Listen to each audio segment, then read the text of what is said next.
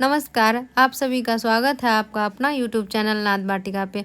आज हम लोग पढ़ेंगे एस्टेट म्यूजिक थ्योरी के लिए हम लोग पढ़ेंगे विभिन्न गायन शैलियाँ। पिछले क्लास में जितने भी घराने थे सारा कंप्लीट हो चुका है। जो घराना था गायन का घराना, वादन का घराना, वादन में तबला का घराना, सितार का घराना, बिहार का घराना सारा हो चुका था। आज हम लोग पढ़ेंगे विभिन्न गायन शैलियाँ, जिसमें कि पढ़ना है सबसे पहले ख्याल। तो दोस्तों वीडियो को लाइक सब्सक्राइब करें, ज़्यादा से ज़्यादा शेयर करें। तो चलिए शुरू करते हैं। ख्याल ख्याल क्या होता है? तो यह फारसी भाषा का शब्द है। इसका शाब्दिक अर्थ है कल्पना। जो चीज़ हम कल्पना कर रहे हैं, जो मन में सोच रहे हैं, वो सोच को हम ख्याल के माध्यम से, गान के माध्यम से उसको हम किस तरह से लोगों के सामने रखते हैं। तो क्या होता है परिभाषा इसका? गीत का वह प्रकार जिसमें राग के नियमों की रक्षा करते हुए आलाप तान, बोल तान, खटका, मुर्की, सरगम आदि विभिन्न अलंकारों द्वारा तबले के साथ गायक अपनी भावनाओं को जब अभिव्यक्त करता है, जब अपनी भावनाओं को जो भी सोचता है वो क्या करता है, अभिव्यक्त करता है। मतलब लोगों के सामने व्यक्त करता है, बताता है कि वो क्या सोच रहा है, क्या कल्पना कर रहा है, क्या उसकी भावनाएं हैं। और जिसमें कि रागों के नियमों की रक्षा करते हुए बता रहा है। इसमें आलाप, बोलतान, खटका, मुर्की, सरगम आदि विभिन्न अलंकारों द्वारा तबला के साथ गायन किया जाता है। ख्याल में ध्रुपद के समान लयकारी पर जोर नहीं दिया जाता है। ख्याल जो हम लोग करते हैं उसमें लयकारी नहीं करते हैं, बल्कि उसमें तान दिखाते हैं, बल्कि स्वर चमत्कार व स्वर सौंदर्य पर विशेष बल दिया जाता है। स्वर चमत्कार और स्वर पर विशेष बल दिया जाता है। इसमें श्रृंगार रस की प्रधानता होती है। ख्याल जो होता है, ख्याल में श्रृंगार रस की प्रधानता होती है।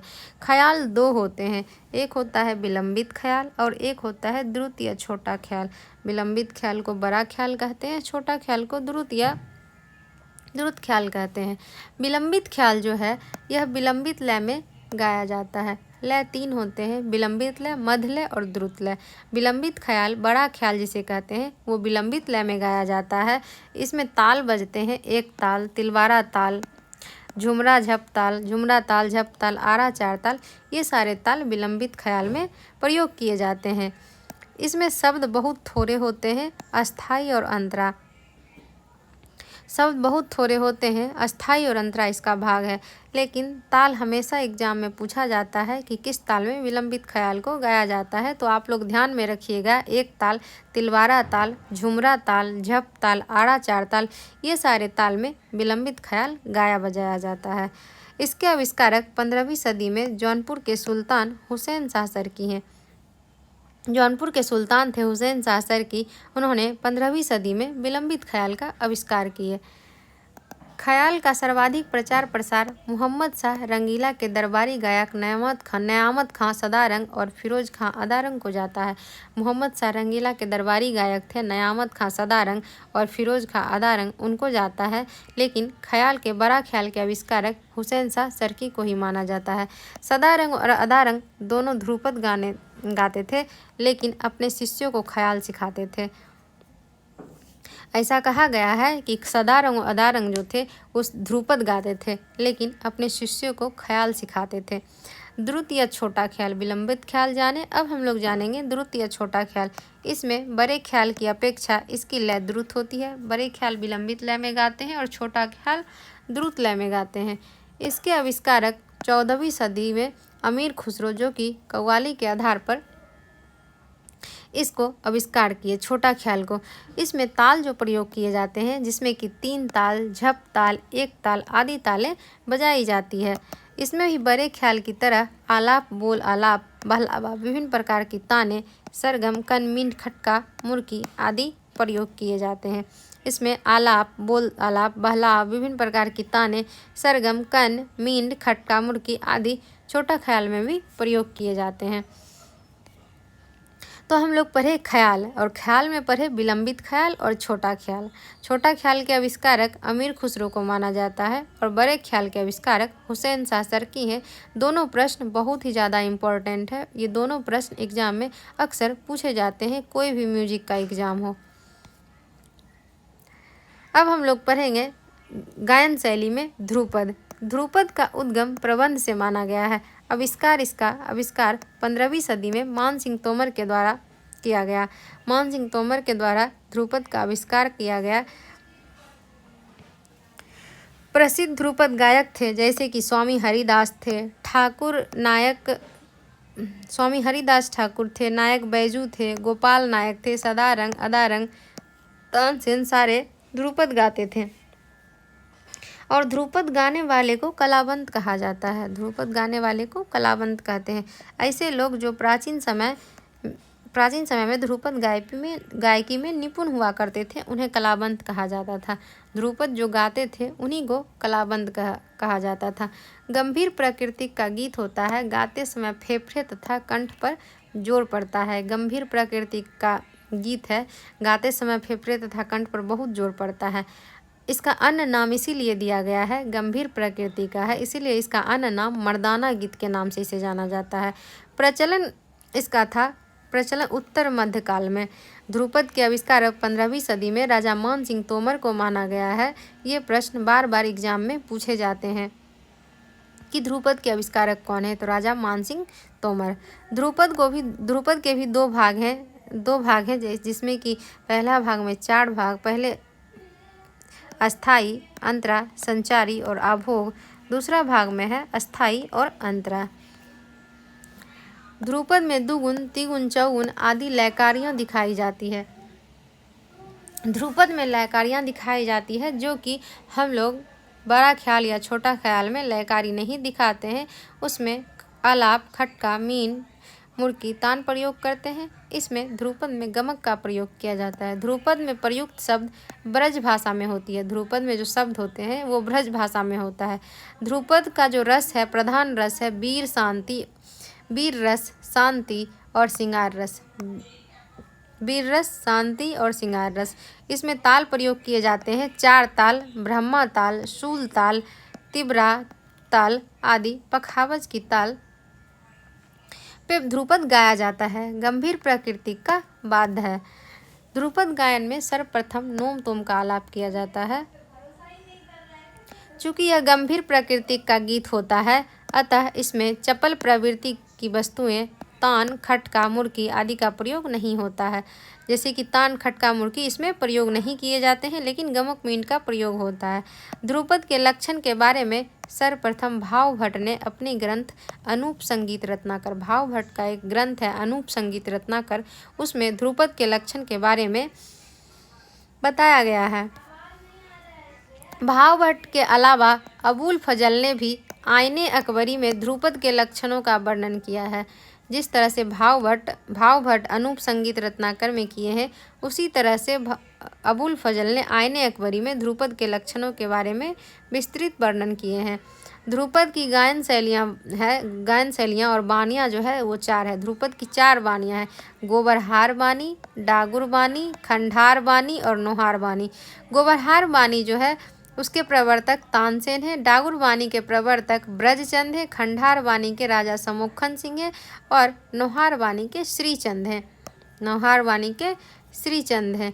तो गोबरहार बानी के जो प्रवर्तक हैं तानसेन, जो कि गौर ब्राह्मण होने के कारण उनकी बानी का नाम गोबरहार बानी पड़ा। तानसेन जो थे वो गौर ब्राह्मण थे, इसीलिए उन्हीं के नाम पर गोबरहार बानी नाम पड़ा। इसे गौरारी बानी भी कहा गया है।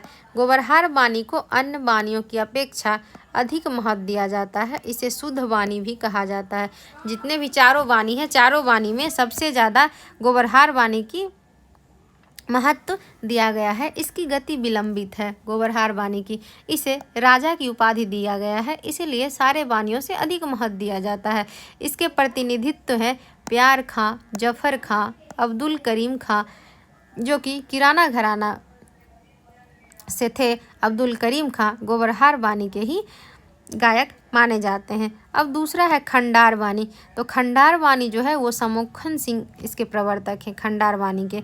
इसकी गति गोबरहार बानी की अपेक्षा तीव्र होती है। इसे सेनापति की उपाधि दिया गया है। खंडार बानी को इस सेनापति की उपाधि दिया गया है। यह तीव्र रसोदीपक है। वैचित्र और ऐश्वर्य है। इसकी विशेषता वैचित्र और ऐश्वर्य है।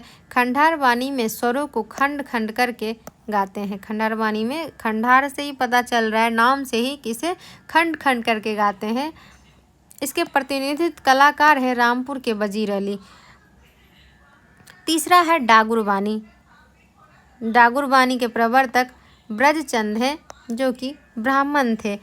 लालित्य पर अधिक ध्यान दिया जाता था। स्वर लालित्य पर डागुर वाणी में अधिक ध्यान दिया जाता था। इसकी गति सहज और सरल होती है। डागुर वाणी का गति जो होता है सहज और सरल होता है। इसे मंत्री की उपाधि दिया गया है। प्रतिनिधित्व कलाकार हैं यूसुफ खां, वजीर खां, जयपुर के स्वर्गीय अल्लादिया खां भी इसी घराने के गायकी गाते थे। अब है चौथा नौहार वाणी। इसके प्रवर्तक श्रीचंद हैं। नौहार वाणी के प्रवर्तक श्रीचंद हैं। एक स्वर से 2-3 स्वरों का लंघन करके प्रवर्ती स्वर पर पहुंचना इसका लक्षण था। नौहार वाणी में एक स्वर और एक स्वर से 2 स्वर या 3 स्वर का लंघन करके प्रवर्ती स्वर पर पहुंचना इसका लक्षण है नौहार वाणी का। इसकी गति मध्य व द्रुत है। इसे सेवक की उपाधि दिया गया है। प्रतिनिधि कलाकार इसके हैं तानरस खां। उपरोक्त चारों वाणियों मध्यकाल में प्रचलित थी, क्योंकि इनका संबंध ध्रुपद गायकी घराने से था। जितने भी वाणियाँ हैं, चारों वाणियाँ मध्यकाल में ही प्रचलित थी, क्योंकि चारों वाणियाँ जो है वो ध्रुपद से संबंध था, उसका ध्रुपद से ही संबंध था। अब है ध्रुपद हम लोग पढ़े। सबसे पहले ख्याल पढ़े, विलंबित ख्याल और छोटा ख्याल। अब हम लोग पढ़ेंगे धमार। यह भी गीत का एक प्राचीन प्रकार है। इसे होरी भी कहते हैं। धमार को होरी भी कहा जाता है। ये होरी वाले प्रश्न बार बार एग्जाम में पूछे जाते हैं कि धमार को क्या कहा जाता है। होली, कच्ची होरी, होरी, इस तरह का ऑप्शन देता है, तो ध्यान रखिएगा कि धमार को होरी कहा जाता है। यह धमार ताल में होता है और धमार ताल को सिर्फ धमार ताल में ही गाते हैं। इसमें अधिकतर राधा कृष्ण और गोपियों अथवा ब्रज की होली का वर्णन मिलता है। धमार में अधिकतर राधा कृष्ण, गोपियों अथवा ब्रज की होली का वर्णन मिलता है। ध्रुपद के समान इसमें नोम तोम का आलाप इसमें भी किया जाता है। इसमें भी लयकारी दिखाया जाता है। दुगुन, तिगुन, चौगुन आदि लयकारियाँ इसमें भी दिखाई जाती है। गमक का खूब प्रयोग होता है, लेकिन खटके तथा तान ध्रुपद के समान इसमें भी नहीं होता है। खटके और तान का प्रयोग नहीं होता है। गंभीर प्रकृति की होती है। प्राचीन काल में इसे पखावज पर गाया जाता था, लेकिन आधुनिक काल में तबला के साथ भी संगत किया जाता है। अब है ठुमरी।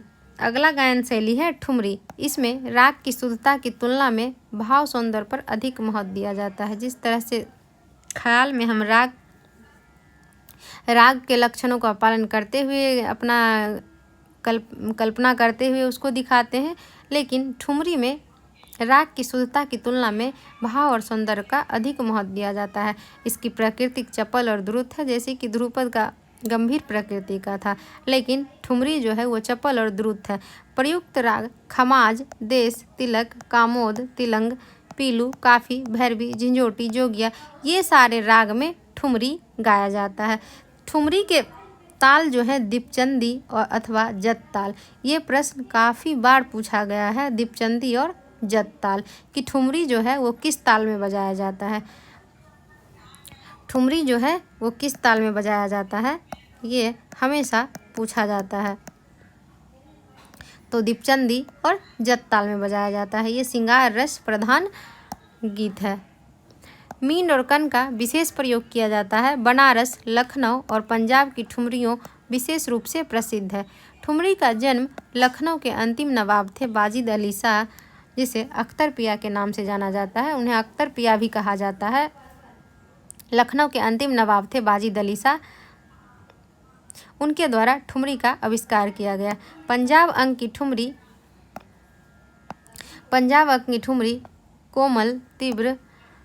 कोमल, तीव्र सभी 12 स्वरों को मिलाकर छोटी छोटी पेंचदार ताने का प्रयोग किया जाता है पंजाब अंग की ठुमरी में।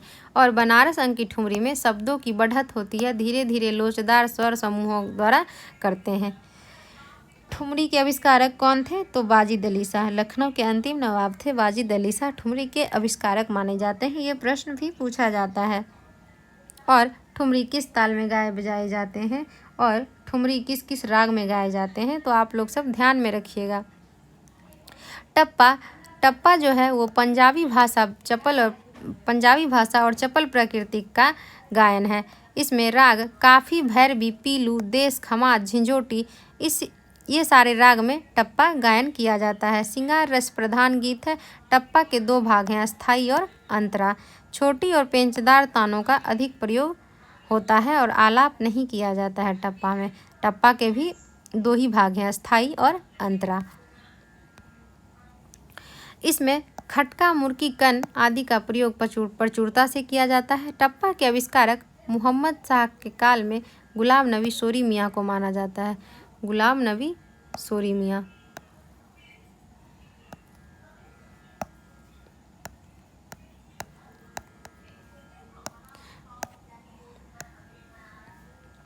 टप्पा सितारखानी, फिरोदस्त आदि तालों में गाया जाता है। अवलक्षण गीत है।